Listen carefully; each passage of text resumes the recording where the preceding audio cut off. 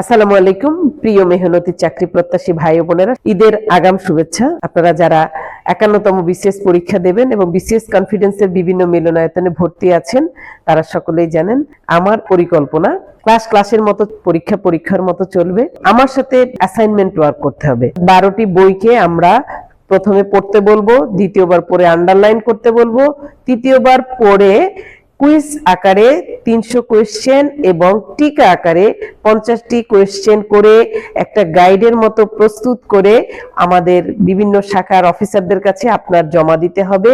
জমা দেওয়ার পরে সেই সাবজেক্টের উপরে পরীক্ষা। এরই ধারাবাহিকতায় বাংলা ব্যাকরণের প্রথম অ্যাসাইনমেন্ট হয়ে গেছে। আপনারা যারা অংশগ্রহণ করেছেন সকলকে শুভেচ্ছা। যারা পরীক্ষা দিয়েছেন ধন্যবাদ।